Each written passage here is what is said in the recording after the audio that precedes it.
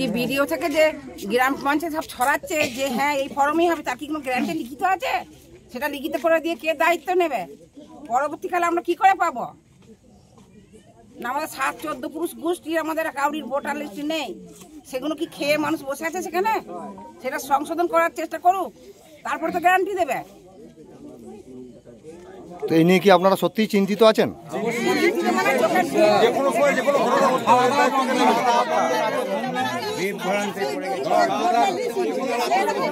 আমাদের এই ঘটনা থেকে আমাদের মনে হচ্ছে যে বাংলাদেশে তাড়ানোর আগে আমরা সুসাইডটা করে নেব, এমন অবস্থা করে দিচ্ছে।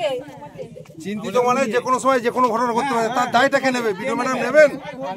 আমাদের বিডিও যে বারবার বলে বেড়াচ্ছে, আমরা যতবার যাচ্ছে আমাদের একই কথা বলছি তোমাদের ঠিক আছে, এটাই করে। তাহলে বিডিও ম্যাডাম কি দায়িত্ব নেবে কোনো ঘটনা ঘটে গেলে? আমি সেটাই তো বললাম।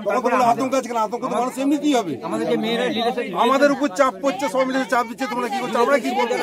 অসহায় হয়ে গেছি। আমি চাইছি আমাদের বলে একটা ব্যবস্থা নেই, তাহলে আমাদের এখানে চাপ পড়ছে, আমরা অসহায় হয়ে যাচ্ছি সব রকম ব্যাপার।